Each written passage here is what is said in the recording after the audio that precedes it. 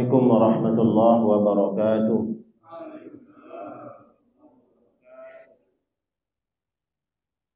Innal hamdalillah nahmaduhu wa nasta'inuhu wa nastahdihi wa natubu ilayhi wa na'udzu billahi min shururi anfusina wa min sayyiati a'malina man yahdihillahu fala mudilla lahu wa man yudlilhu fala hadiya lahu.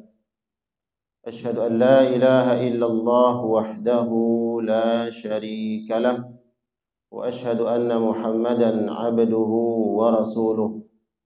Allahumma salli wa sallim wa barik wa karim wa an'im ala nabiyyina wa rasulina wa imamina wa qudwatina Sayyidina Maulana Muhammad wa ala alihi wa ashabihi wa man sara ala nahjihi wastanna bi sunnatihi ila yaumiddin. Amma ba'du. Allah Ta'ala fi muhkami tanzilihi a'udzu billahi minasy syaithanir rajim. Qalu subhanaka la ilma lana illa ma 'allamtana innaka antal alimul hakim. Allahumma 'allimna ma yanfa'una wanfa'na bima 'allamtana wa zidna 'ilma wa aslih lana sya'nana kullahu wa la takilna ila anfusina tarfata 'ain. Para jamaah sekalian, jamaah Masjid Darussalam yang dimuliakan oleh Allah Subhanahu wa taala, kita bersyukur kepada Allah Subhanahu wa taala atas nikmat taufik hidayah.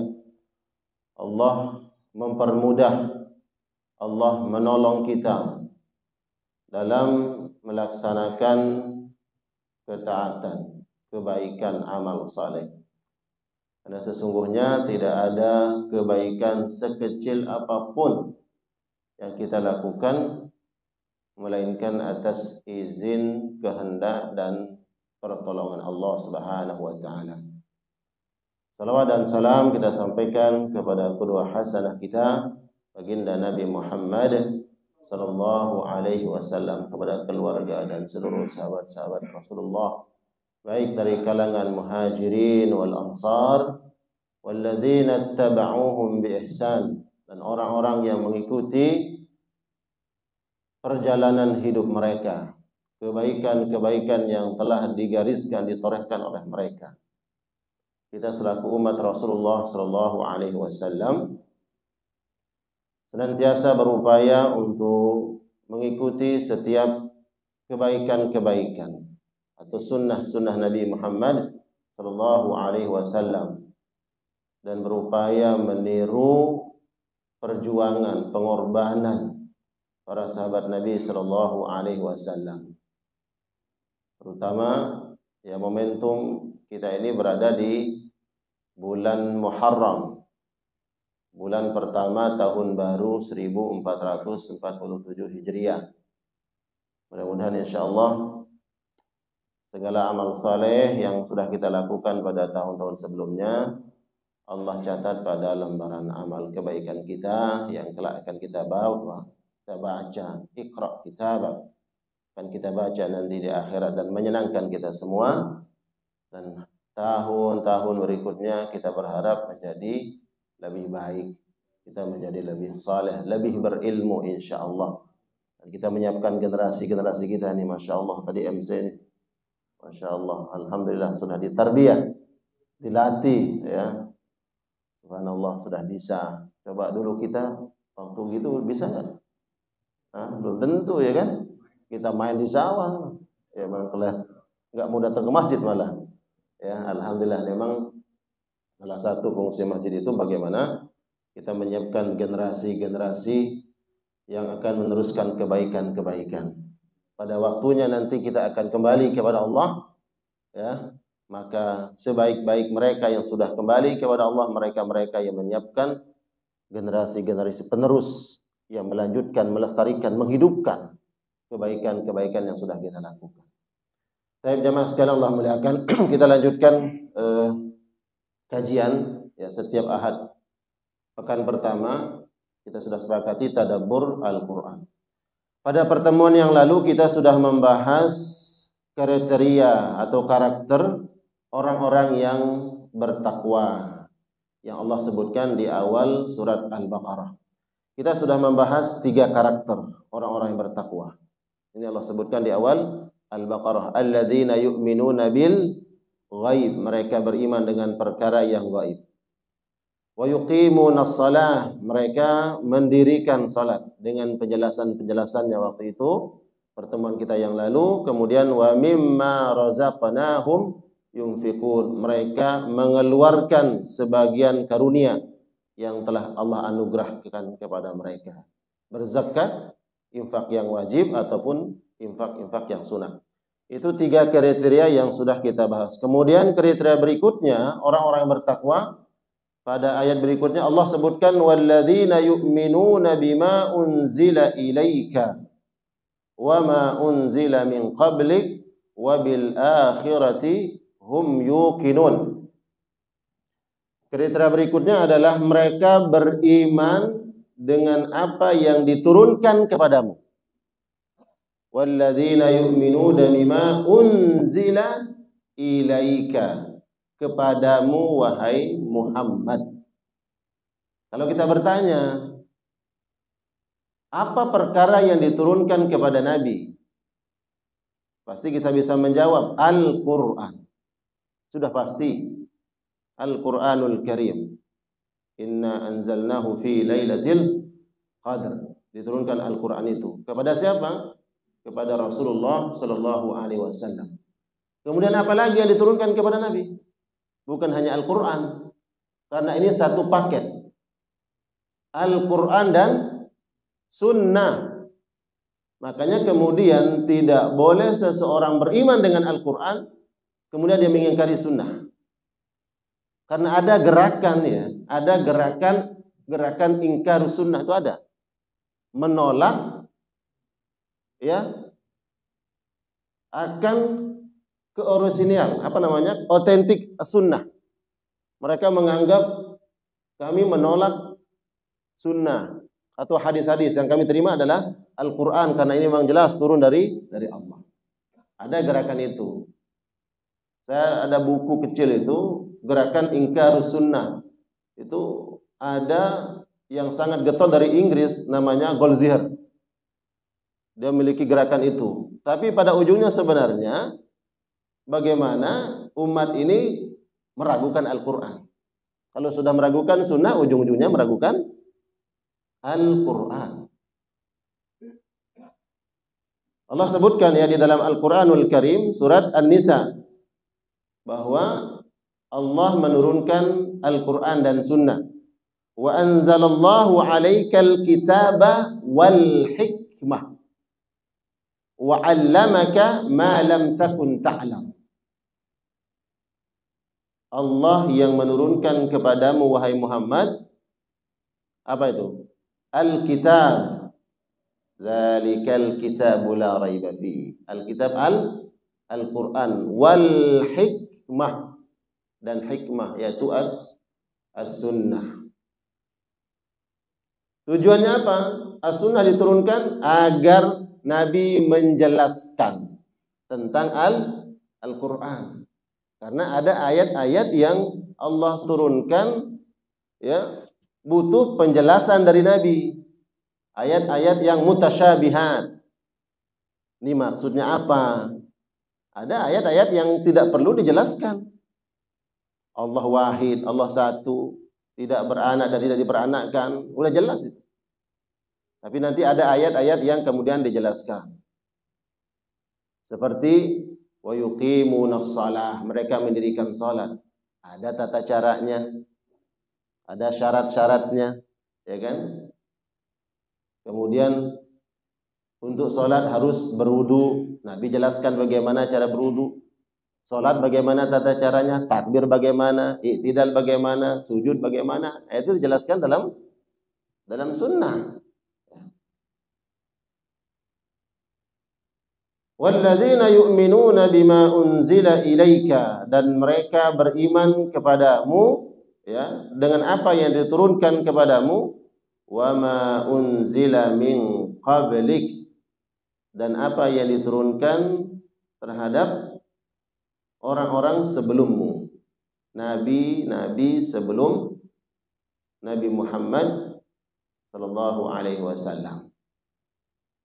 Ada kitab yang turunkan kepada Nabi Isa, Nabi Musa, Nabi Daud, Ibrahim alaihi wassalam. Nah, jadi memang Al-Quran menyebutkannya. Kita mengimani, kita mempercayai bahwa ada kitab-kitab samawi, kitab yang diturunkan dari Allah Subhanahu wa ta'ala selain Al-Quran. Nah, di sini dijelaskan bahwa Al-Quran kitab yang terakhir Allah turunkan kepada Nabi terakhir. Kalau dalam urutan kan terakhir. Tapi kenapa dalam ayat ini Allah perintahkan kita pertama adalah beriman dengan Al-Quran, bukan beriman dengan kitab-kitab sebelumnya. Padahal secara urutan Al-Quran adalah kitab yang terakhir. Nah, para ulama menjelaskan ini menunjukkan bahwa Al-Quran Allah turunkan memansuh, menghapus hukum-hukum kitab-kitab sebelumnya. Jadi umat Islam tidak ada alasan kalau seandainya mengatakan, oh, di dalam kitab Injil umpamanya, atau dalam kitab Taurat ada hukum-hukum yang mirip atau mungkin persis sama dengan hukum-hukum yang ada di dalam Al-Quran. Maka umat Islam tidak boleh berkeyakinan bahwa dia mengamalkan isi kandungan kitab tersebut,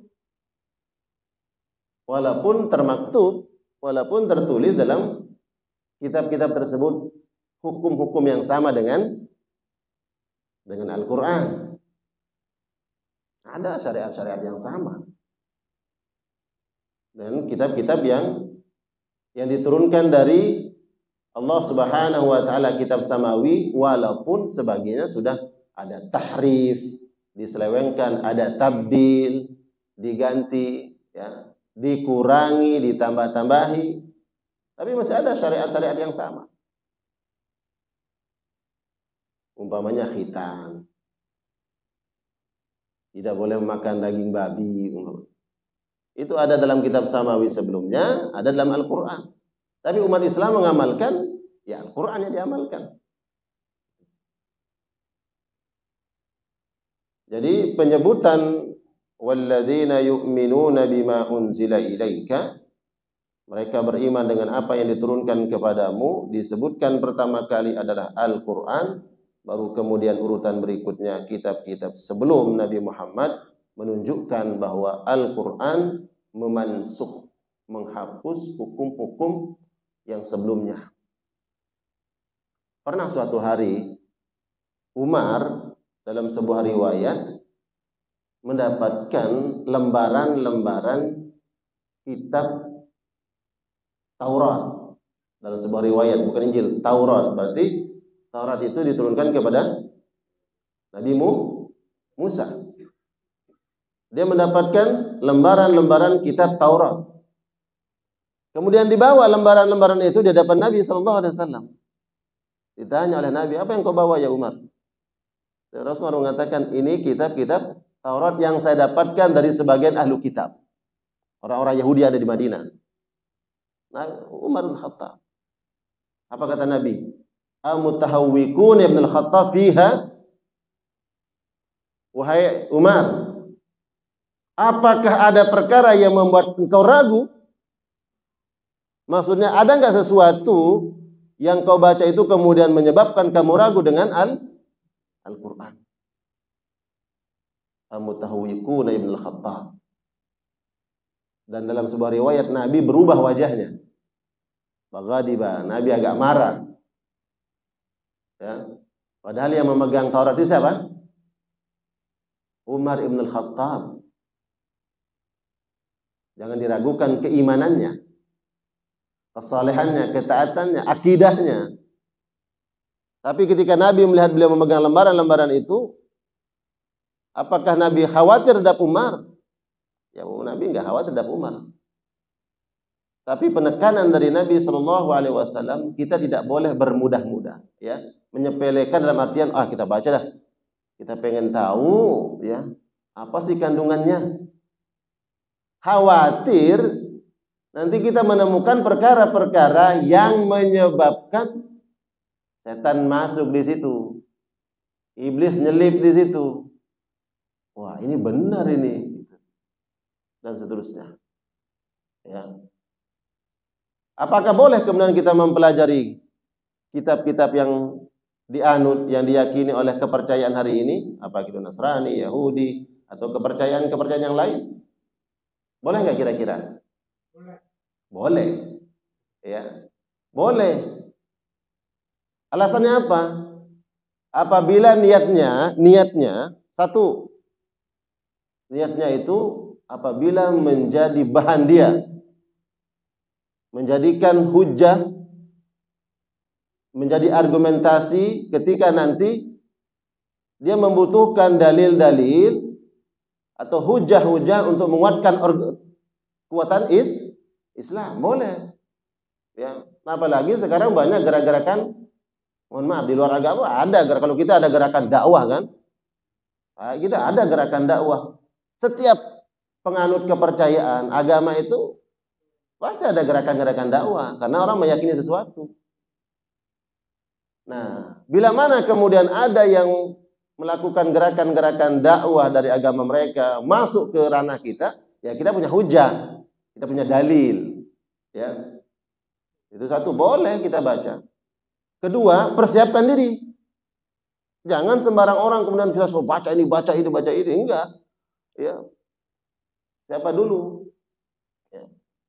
Untuk menangkal, ya, mengkanter gerakan-gerakan orientalis. Kan ada gerakan-gerakan itu. Nah, apa yang disampaikan atau sikap Nabi Shallallahu Alaihi Wasallam kepada Umar bin Khattab radhiyallahu taala anhu ketika Umar memegang lembaran-lembaran kitab tersebut sebenarnya bersifat umum, kekhawatiran. Nabi khawatir nanti umatnya dengan mudah, ya, menyepelekan atau dia akan membaca kitab-kitab yang lain sedangkan tidak memiliki proteksi, kekuatan untuk keimanan, untuk akidah. Itu. Jadi kalau kita menghukumi apakah boleh seseorang membaca kitab-kitab samawi yang lain, silahkan bila memang ada kebutuhan, ada keperluan, ada kepentingan, ya. Karena memahami strategi musuh itu bagian dari setengah dari kemenangan, kan begitu? Ya, makanya kalau kita menemukan membaca sejarah para ulama terdahulu, mereka adalah ulama-ulama yang juga menguasai kitab-kitab samawi. Ya. Sehingga kalau berhujah, berdalil itu kuat hujahnya.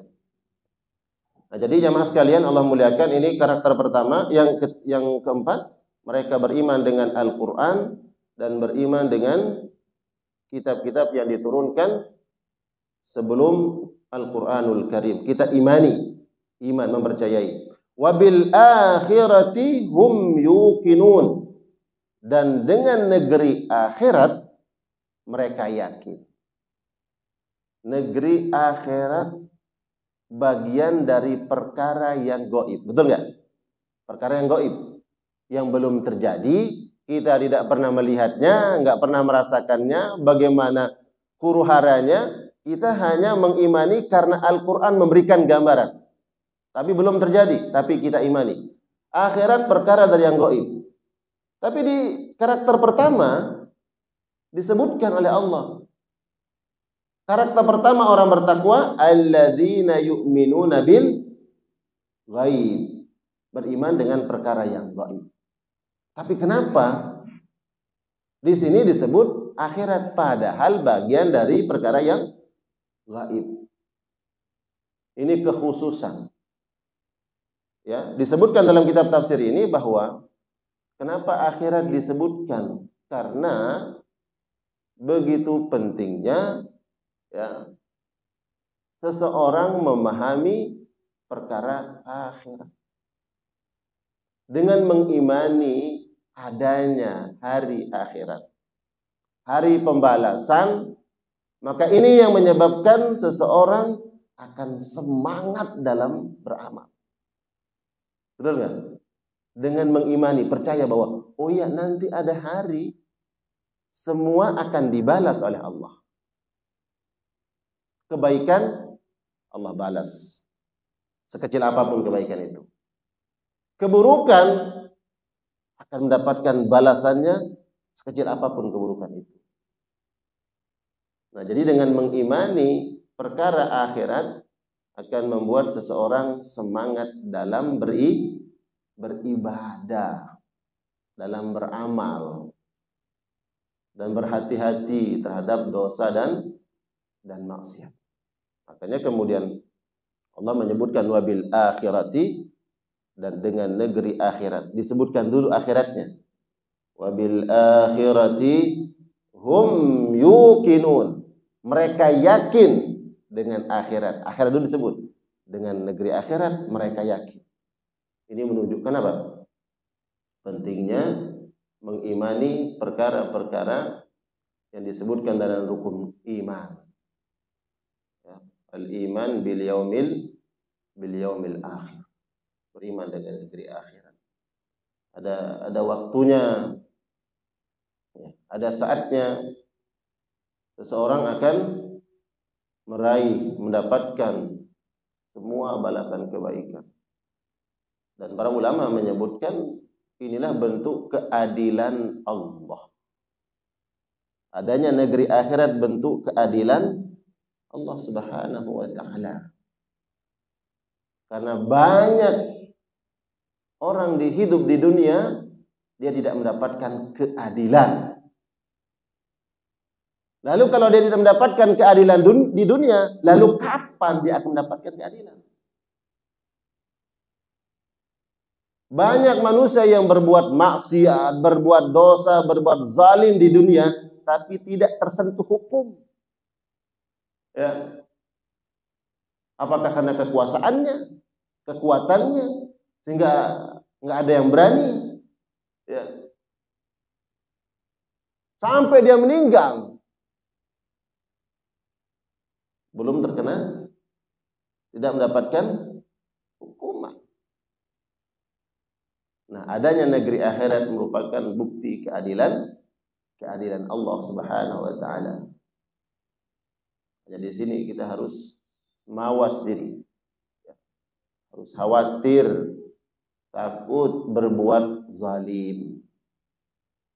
Kalau seandainya kita tidak terkena hukuman di dunia atas kezaliman kita, ada sidang pengadilan Allah nanti di akhirat. Ya. Semuanya akan diadili. Ya. Dan itulah pengadilan yang paling sempurna, yang paling adil. Alaihissallahu bi ahkamil hakim.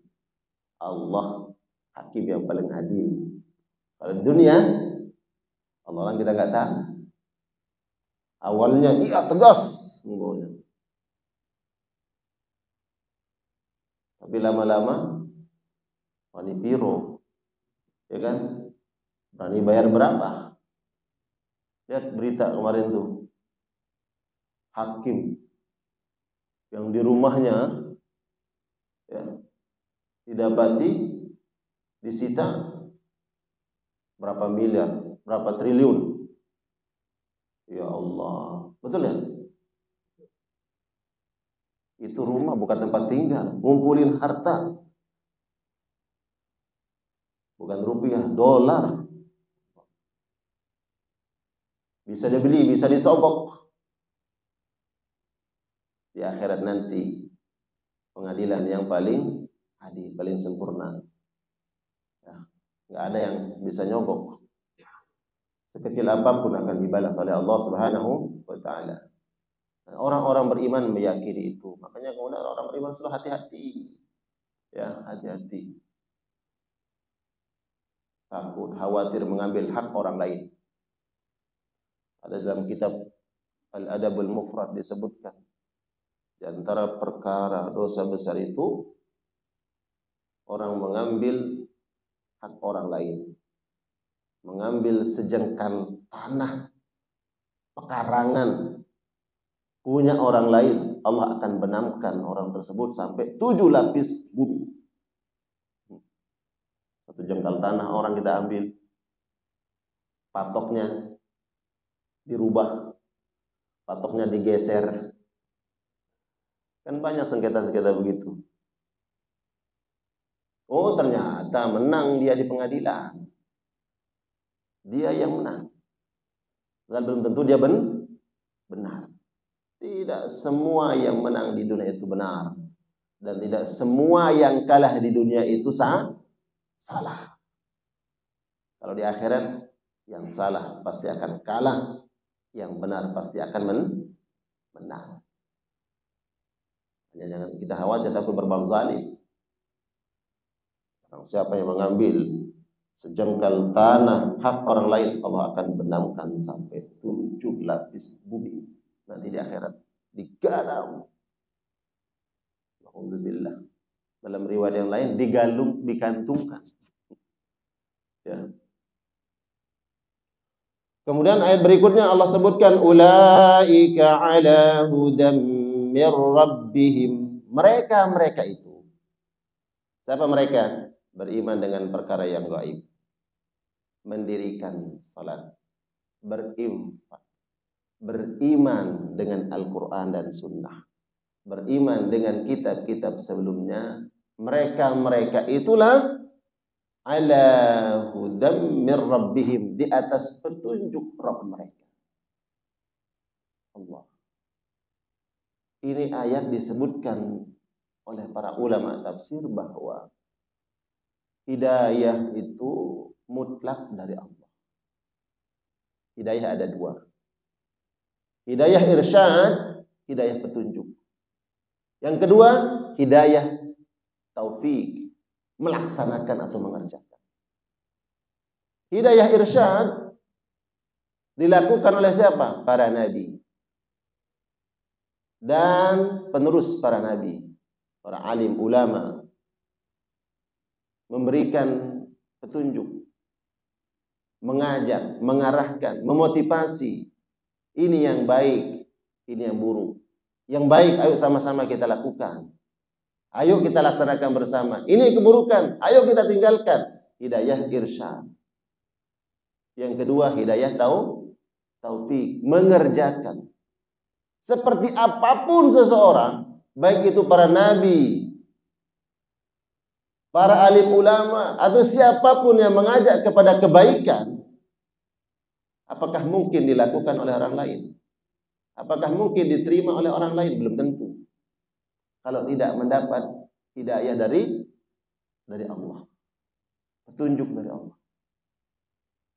Hidayah dari Allah inilah yang kemudian seseorang bisa melakukan kebaikan, Pak.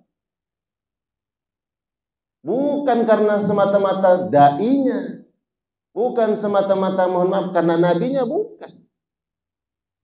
Bukan semata-mata karena ulamanya, enggak. Tapi karena Allah. Kita hanya hidayah irsyad. Kalau seandainya mutlak hidayah itu di tangan para nabi, enggak ada yang ingkar. Anaknya Nabi Nuh enggak mungkin kafir. Istrinya Nabi Nuh enggak mungkin dia akan ingkar kepada suaminya. Istri Nabi Lut enggak mungkin akan ingkar.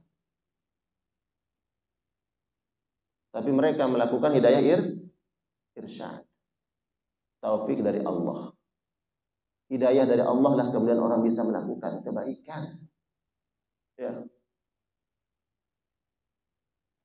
Makanya kita bersyukur.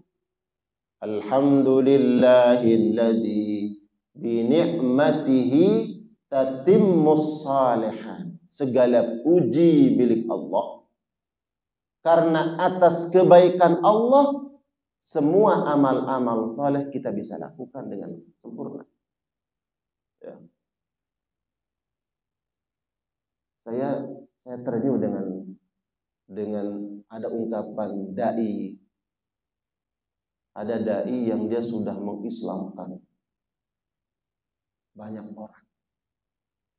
Banyak sekali dia islamkan. Kemudian saat diwawancara, dia ada di podcast, tanya, berapa banyak Anda sudah mengislamkan orang? Dia coba itu banyak, tapi saya kurang tahu berapa ya. Banyak, kadang-kadang sampai dari itu. Kemudian yang hostnya mengatakan, subhanallah, begitu banyak pahala yang sudah Anda dapatkan. Mengislamkan satu orang saja, ya luar biasa pahalanya. Apalagi mengislamkan banyak orang. Dai ini mengatakan apa? Saya itu mengislamkan seseorang bukan karena sayanya. Tapi yang saya yakini adalah, kata beliau ini, orang yang saya islamkan ini udah ada saham-saham para ulama sebelumnya.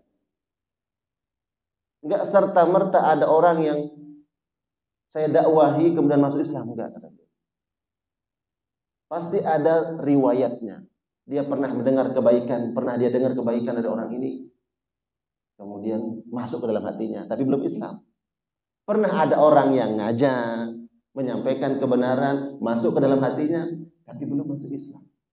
Terus begitu, ada saham-saham ulama-ulama atau guru-guru ustaz-ustaz yang lain, tapi pas di saya, ibarat gelas, udah tinggal mau penuh, saya yang penuhin gitu. Ibarat saya ditakdirkan oleh Allah untuk menjadi orang yang terakhir mengisi sehingga penuh, padahal sudah ada isinya. Dan semua itu kan karena Allah. Kalau bukan karena Allah, seseorang tidak akan dapat hidayah. Kalau bukan karena pertolongan Allah, seseorang tidak akan mampu melakukan kebaikan sekecil apapun, enggak mampu. Makanya disebut dengan hidayah at-taufiq. Ya. Hidayah taufik. Kalau kita selaku dai, selaku guru, ustaz, dan kita melihat mad'u atau jamaah kita atau murid kita atau siapapun yang sedang kita lihat, subhanallah, dia mengamalkan ilmu yang kita sampaikan, jangan bangga. Jangan bangga dulu. Oh, itu karena saya yang menyampaikan. Karena dia dapat ilmu dari saya. Kalau bukan karena Allah yang memberikan hidayah, dia nggak bisa lakukan itu. Dia nggak akan mengamalkan. Sampai maklumatnya, ilmunya sampai, informasinya sampai. Apa yang kita sampaikan, tapi belum tentu dia lakukan. Belum tentu dia amalkan. Nah, kalau dia amalkan, itu karena Allah. Begitu juga kita melakukan kebaikan. Di sebagian orang tidak melakukan kebaikan itu, alhamdulillah kita dibimbing oleh Allah untuk diberikan kekuatan bisa melaksanakannya. Semua karena pertolongan Allah. Istilahnya kita memuji Allah Subhanahu wa taala.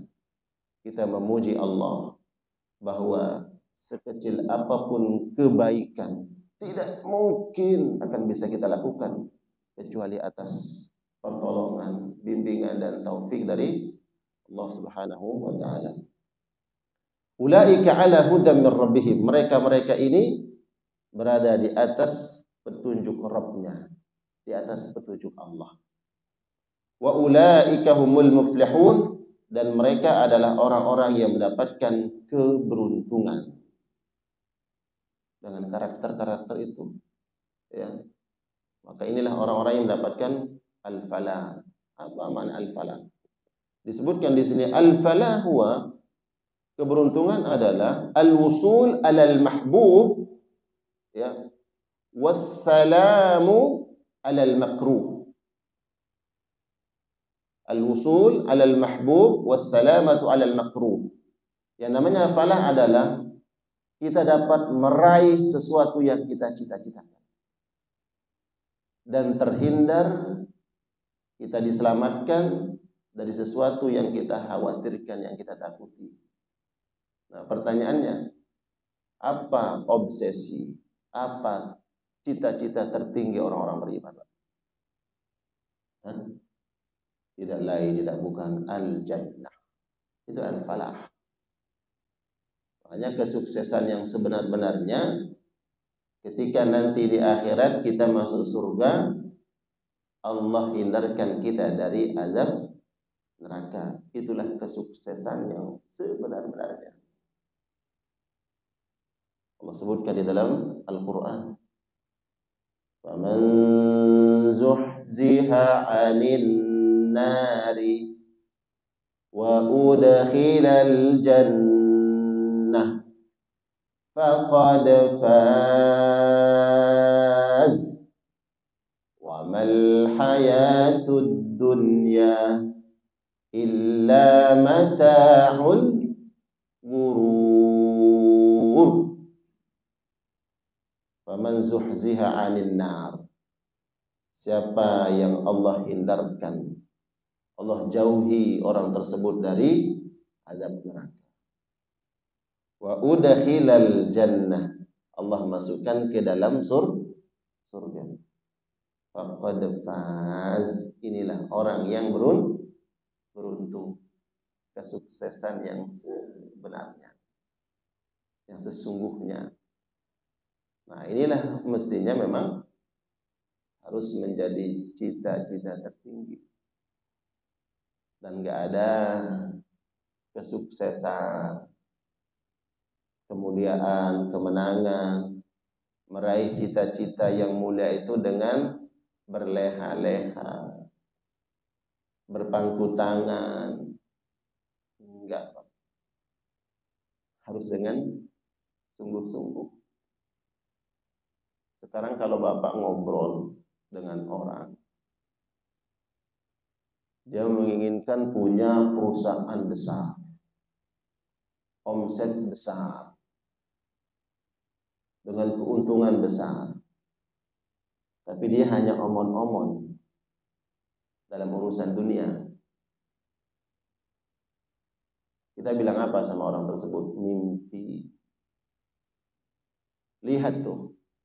Coba tanya, gali mereka-mereka yang sukses dalam dunianya. Ikuti seminar-seminarnya. Apa yang mereka sampaikan? Enggak ada cerita mereka bercerita bahwa tanpa berlelah-lelah, tanpa perjuangan, tanpa jerih payah, enggak.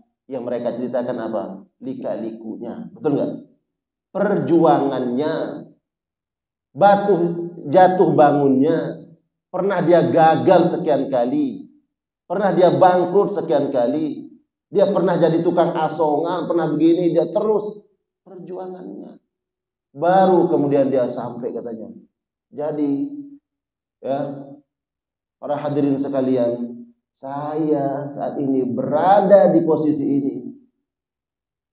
Meraihnya bukan dengan hanya berkhayal, tapi perjuangan. Itu yang diceritakan. Itu dalam urusan dunia, Pak. Berapa lama kita nikmati di dunia itu?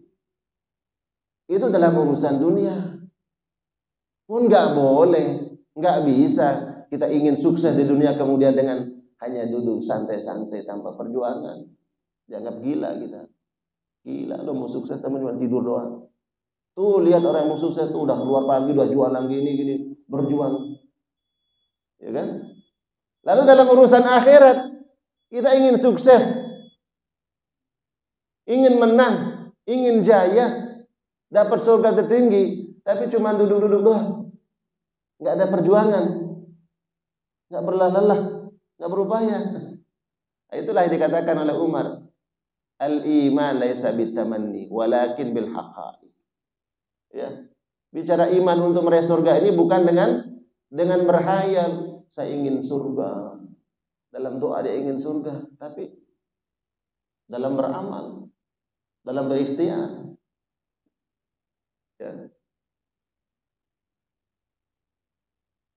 Nah, sini jamaah sekalian Allah muliakan. Allah sebutkan wa ulaika humul muflihun.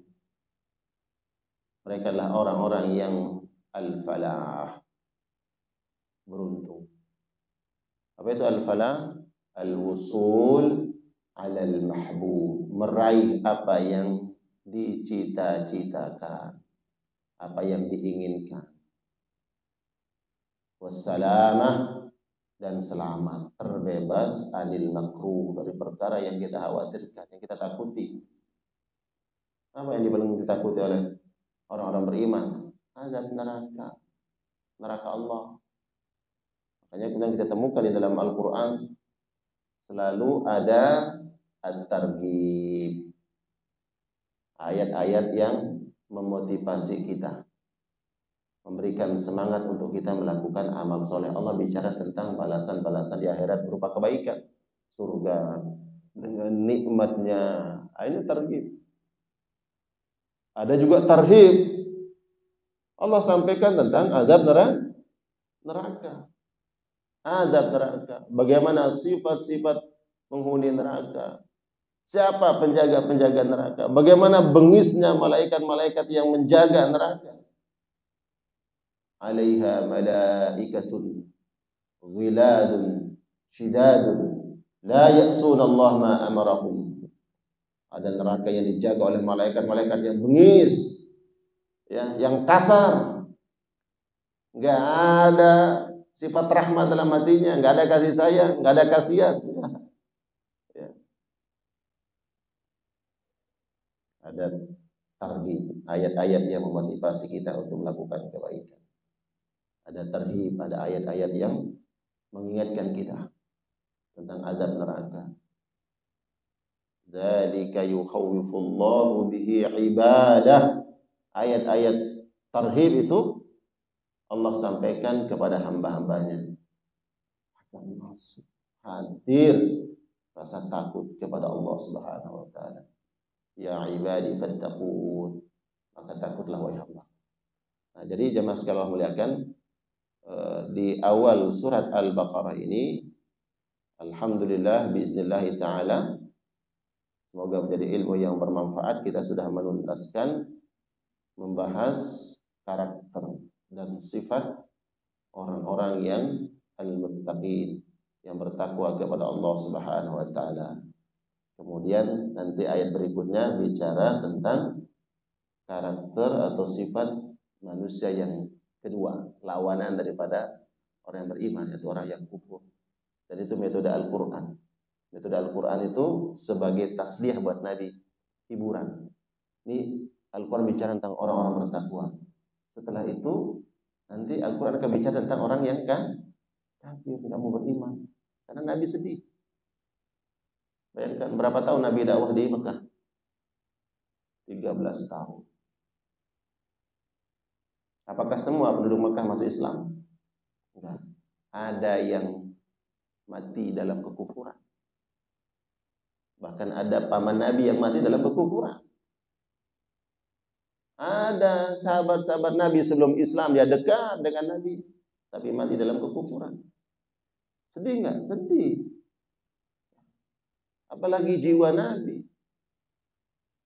yang penuh dengan kasih sayang dan rahmat, nggak menginginkan ada satu umatnya pun yang masuk neraka. Tapi ada yang tidak beriman. Sedih, Nabi sedih. Makanya kemudian setelah menyebutkan keimanan, nanti Allah sebutkan innal ladzina kafaru sawa'un 'alaihim. Ya udah. Memang sudah takdirnya begitu kata Allah. Jadi kamu enggak usah sedih Muhammad. Innal ladzina kafaru sawa'un 'alaihim anzartahum am lam tunzirhum la yu'minun. Kamu sudah berupaya, sudah berusaha mendakwai mereka. Mereka tidak beriman, itu sudah takdir dari Allah. Kamu enggak usah sedih, kalau itu sudah takdir. Dan semua orang enggak tahu takdir. Ya. Itu nanti ada ayat-ayat tasliyah, ya, yang menghibur Nabi Muhammad SAW, karakter manusia yang kedua, yaitu yang ingkar kepada Allah, tidak beriman kepada Nabi Muhammad sallallahu alaihi wasallam. Ya, terutama nih kalau kita mau coba merenung ya jamaah, terutama ini momentum Muharram ya. Tahun baru kita coba bicara merenungkan bagaimana perjuangan Nabi sallallahu alaihi wasallam. Beliau berdakwah perjuangan beliau, jerih payahnya, pengorbanannya, pengorbanan para sahabat, bagaimana mereka berjuang, berkorban untuk Allah dan Rasul. Ya. Mudah-mudahan kajian kita pada pagi hari ini menjadi amal saleh, amal kebaikan untuk kita semua, dan apa yang disampaikan berupa ayat-ayat Al-Qur'anul Karim dengan penjelasan para ulama, semoga apa yang disampaikan ini benar sesuai dengan kehendak Allah Subhanahu wa taala. Karena pemaparan insyaallah saya mengutip dari qaul, ya, atau pendapat para ulama. Ini kitab tafsir Tafsirul Karim Rahman di tafsiri Kalamil Mannan Syekh Nasir As-Sa'di. Baik, mungkin ada yang ingin diperjelas, ingin ditanyakan, silakan. Masih ada waktu untuk sudah syuruk. Jam berapa syuruk? Nah, 6, berarti masih ada waktu sekitar 3-5 menit. Silakan. Ya, silakan.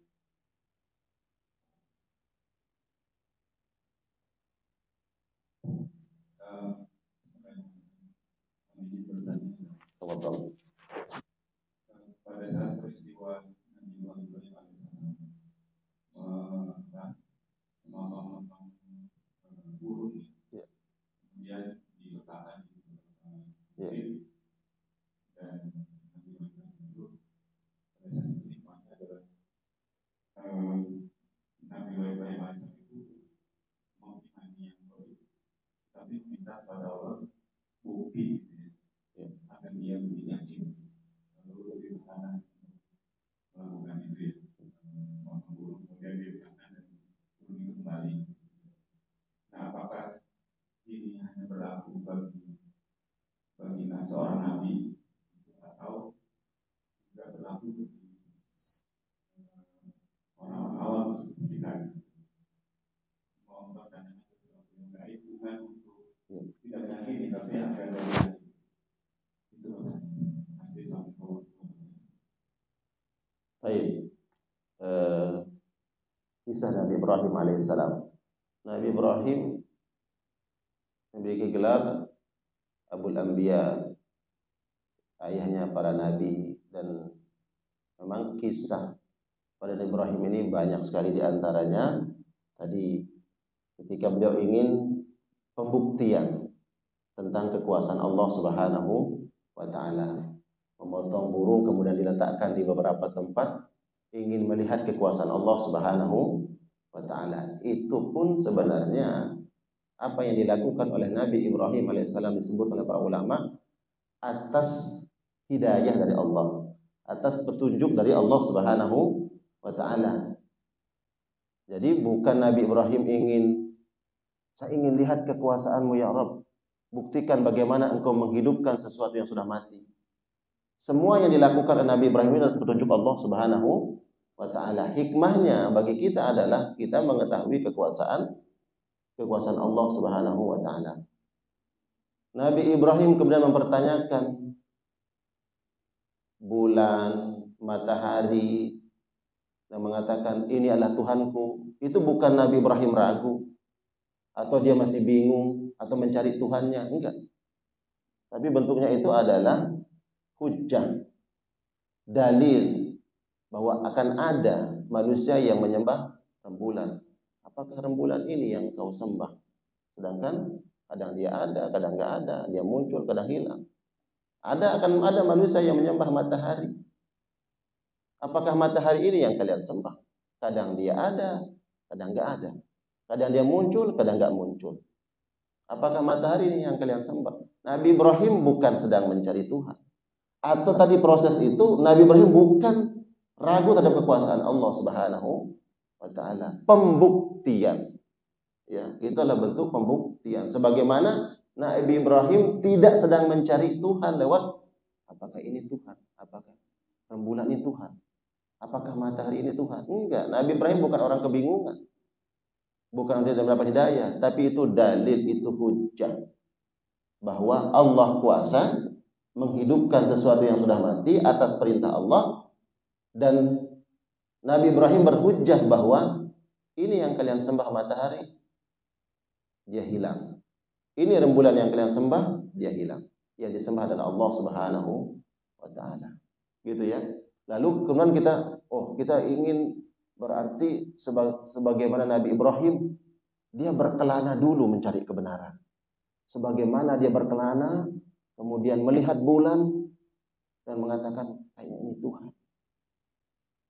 Setelah bulan yang enggak ada, muncul matahari, oh berarti ini Tuhan. Berdalil dari itu kemudian kita boleh berkelana, kita coba keyakinan ini dulu, apa benar atau tidak. Kan saya sedang cari kebenaran. Saya coba agama ini dulu. Oh, saya enggak temukan kebenaran, saya coba cari ini dulu. Oh, saya enggak temukan kebenaran di keyakinan ini, saya coba lagi ini. Sehingga ada ungkapan yang mengatakan kalau Anda ingin mengetahui kebenaran, Anda harus keluar dari kebenaran itu dulu, sehingga Anda bisa objektif menilainya. Ini ungkapan-ungkapan orang-orang yang justru melemahkan akidah. Anda percaya dengan Islam karena Anda kalau Islam kan, coba Anda keluar dulu, sehingga nanti Anda objektif menilai Islam. Gitu. Ingin mencari kebenaran. Kalau Anda sekarang mengatakan bahwa Al-Quran ini otentik dari Allah Subhanahu wa taala, Anda meyakini semuanya, Anda keluar dulu.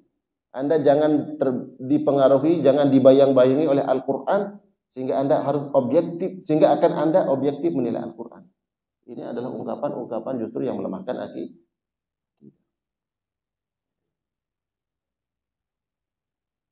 Jadi apakah boleh kemudian kita berdalil bahwa kita berupaya mencari kebenaran sesuai dengan kehendak kita, bahwa kita sudah dapat hidayah, dapat hujah, dapat dalil, kemudian saya mau cari coba dulu keyakinan lain, saya coba membandingkannya.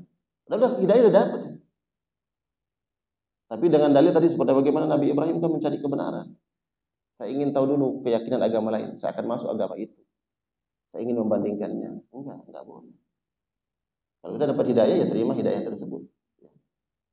Begitu ya, Allahu a'lam bishawab.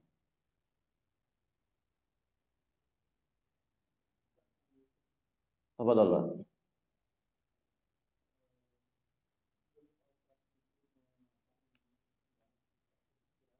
Apa? Kekufuran. Innal ladzina kafaru, ya. Ya.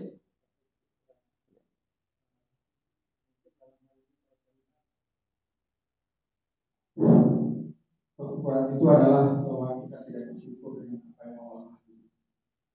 Ada beberapa kekufuran, mungkin kufur nikmat. Nah, apakah orang kufur itu masuk surga? Atau mampir mungkin mampir ke neraka dulu surga? Apa memang tidak masuk sama sekali surga, atau memang kekufuran itu bisa dibersihkan dan surga? Baik. Kita kembali dulu makna kufur ya. Kafara yakfuru itu artinya menutup. Menutup. Orang yang tidak mendapat hidayah, hatinya tertutup dari kebenaran, disebut dengan orang kafir. Hatinya tertutup dari hidayah. Ada orang yang diberikan nikmat oleh Allah Subhanahu wa taala, nikmat sehat, nikmat rezeki, nikmat-nikmat yang lainnya. Tapi dia tidak mensyukuri nikmat itu. Berarti ini orang yang hatinya tertutup dari apa? Mensyukuri nikmat tersebut. Nah, kedua bentuk kekufuran itu berbeda. Yang kekufuran pertama adalah kufuran anil millah, terhadap keyakinan agama, ya kan? Dan ini kufur yang balasannya adalah an-nar, neraka. Adapun kufur nikmat, ya, tidak bersyukur kepada Allah Subhanahu wa taala, ini bukan kufur millah. Yang ancamannya bukan masuk neraka. La in syakartum la azidannakum wa la in kafartum inna adzabi lasyadid. Kalau kalian syukuri nikmat Allah akan tambah. Tapi kalau kalian kufur, tidak mau mensyukuri, hati kalian tertutup untuk berterima kasih kepada Allah atas nikmat itu, maka azabku sangat pedih. Pedihnya itu apa? Bukan azab neraka. Allah ambil, Allah cabut. Ya. Nikmat tadi, nikmat harta tidak dikasih tapi enggak bersyukur, Allah cabut. Ya. Allah ambil. Yang sehat tiba-tiba diuji oleh Allah dengan sakit umpamanya.